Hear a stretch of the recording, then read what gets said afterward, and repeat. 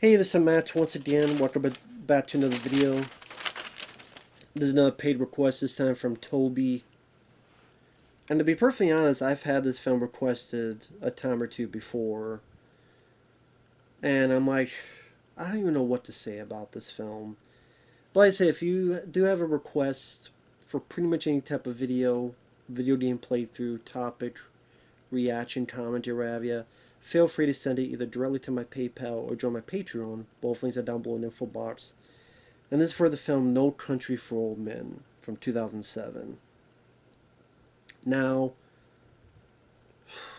I'm not a fan of this movie. I never have been.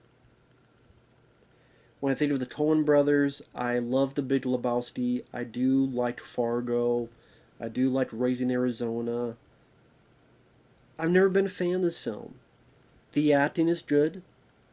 Javier Bardem stole the show. He has a certain presence. The weird weapon he has at least made it seem unique. This bolt pistol and what it does to people's foreheads and locks at least made it unique to differentiate itself. I'm a such for Tommy Lee Jones. I enjoy him as an actor. Nice to see him in this. Josh Brolin. Woody Harrelson. So you have a good cast. Solid performances. You have good cinematography. I get what its point is about how, compared to the past, the future is much more pessimistic, much more violent, much more a moral gray matter. I get what they're going with. I just found the film boring.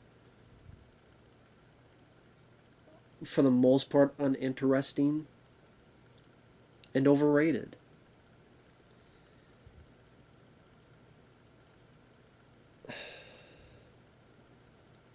Tommy Lee Jones' character, his whole purpose is this is what to be this cop, this sheriff that is always behind what's going on, because that's the purpose. He's behind of the times.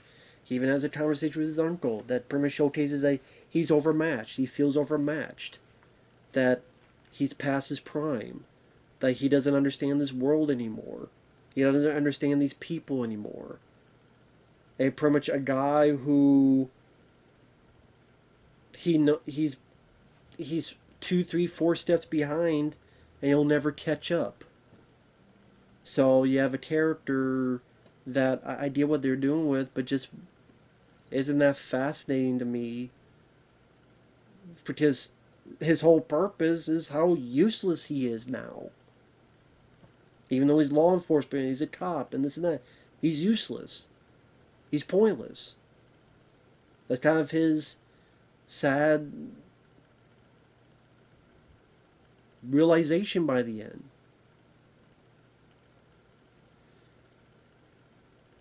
The plot is very bare, very simple.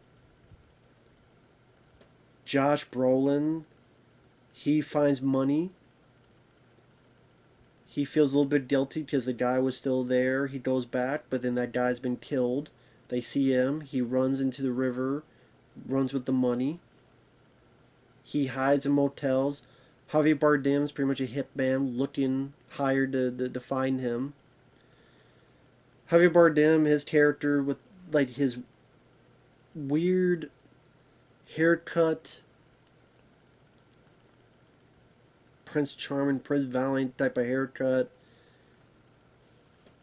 It's almost as if he wants to be a little bit of Johnny Depp from Charlie and the Chocolate Factory. He has like a two-face thing with the coin, heads or tails. If you choose the right one, you die. Or if you choose the wrong one, you die. If you choose the right one, you live. So he's like Two-Face, but instead of a gun, he has this bolt pistol. That really... Which is violent and different. But he's definitely a cold, calculating villain that definitely leaves an impression with the viewer. Like the bit where he's talking with the gas station owner. And he pretty much tossed the guy down, going, "Yeah, you don't know what you're talking about. How long you been here? It's coin toss. What do I have to gain? Everything." And he has his moral. I don't even call him. I don't even know if moral is the right word. He doesn't seem like he has morals. He just has this code. Again, almost again has a two-faced type of coin fetish.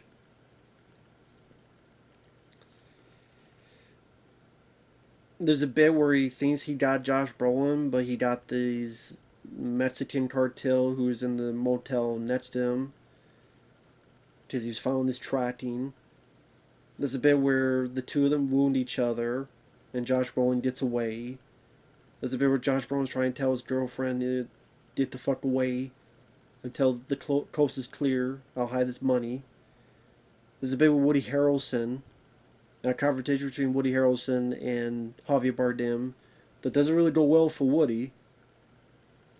And the whole time, Tommy Jones is either reading a newspaper or talking with his deputy and just being 2, 3, 4 steps behind. And for me, it's like, I get the idea, but it just feels like a waste.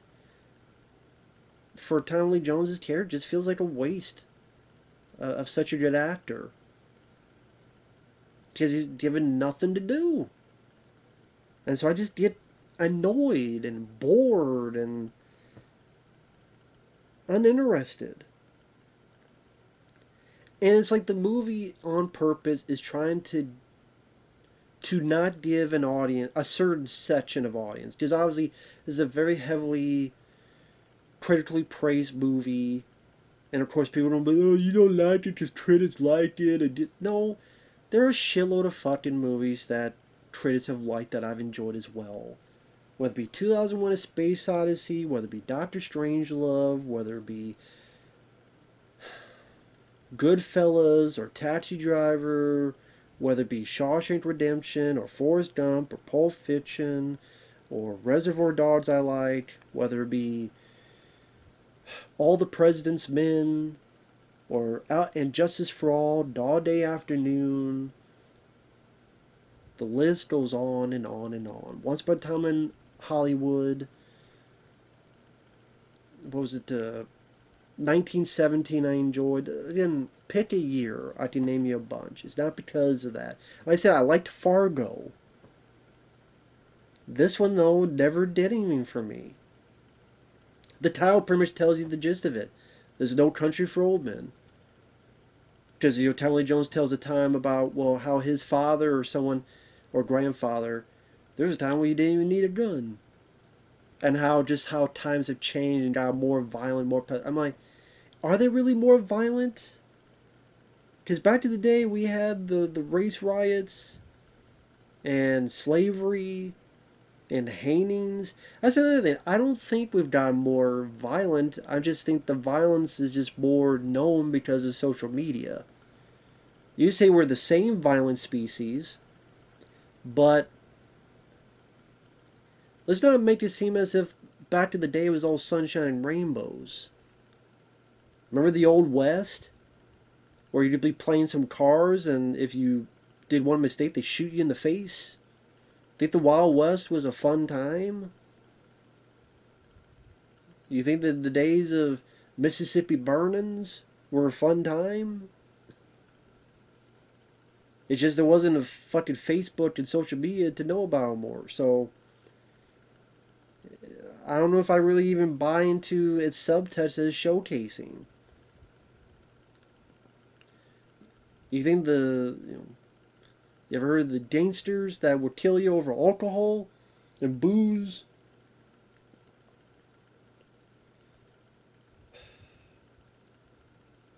Ted Bundy and Ed Gein from back in the day?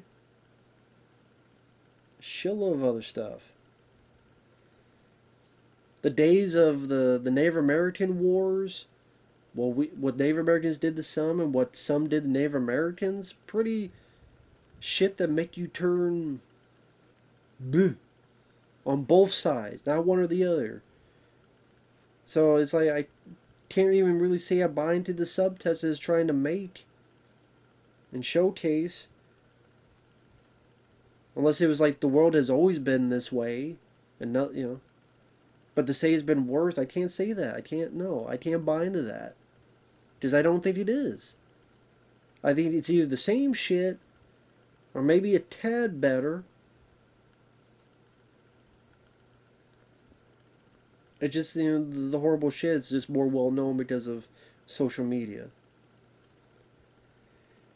But I would say like it's purposely trying to do stuff that a certain section audience will not be satisfied, and I just am one of them. You follow Josh Brolin's character. He's found dead by Tommy Lee Jones. We don't see him get killed. You get an idea who killed him, but you don't see the confrontation. You don't see the death or anything. You just see the leftovers. There's Josh Brolin dead. Once again, Tommy Lee Jones is left behind. He never sees Javier Bardem. He never has a confrontation with Javier Bardem. Never at all. Javier Bardem is driving away. You get the idea that he kills Josh Brolin's wife. Because when he comes out of the place, he's checking his shoes. And he does that when to make sure he's not leaving any evidence or stains.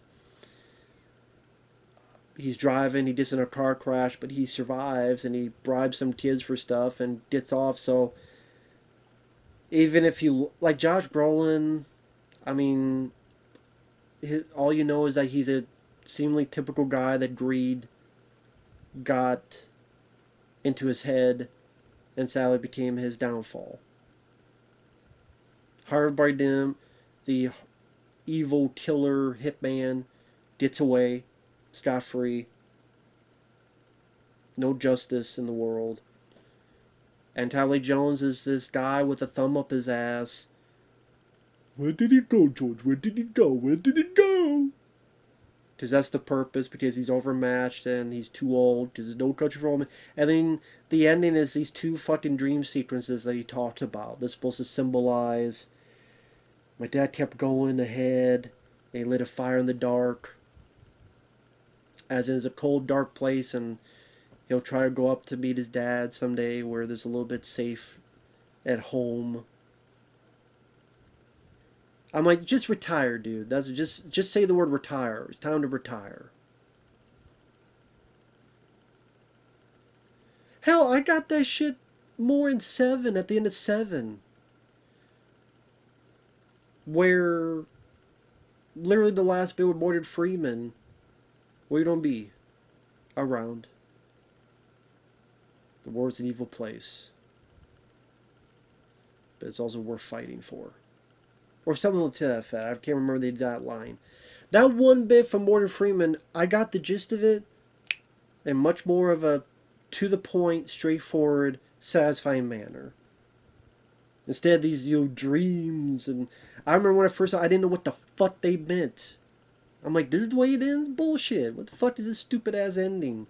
Unsatisfying, anticlimactic ending bullshit. And that's the anger I got. And I'm like, I don't give a fuck about this movie. I don't give a fuck. If you give a fuck, good. I don't give a fuck about this ending. I think the movie's overrated. I think it's boring as shit. It's unsatisfying. You have a Tommy Lee Jones who's fucking useless in the movie because that's the whole point of his character. Javier Bardem makes a good, intimidating impression. I'll give you that. And the rest of it, I just didn't give a rat's ass about a goddamn thing. What was going on?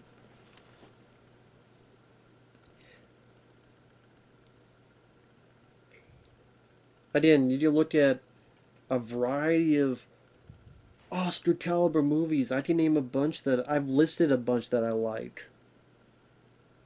But I'm not gonna love I'm not gonna kiss every one of them's asses. Sorry. People get mad at me all they want. Tough titty. Still, I don't change my opinion. If I want Coen Brothers, yes, I would rather watch The Big Lebowski, Fargo, Raising Arizona. Tommy Lee Jones, yes, I would rather watch Volcano. I would rather watch Men in Black. Hell, I'd rather watch Men in Black 2 or Men in Black 3. The Hunted with him and Benicio del Toro.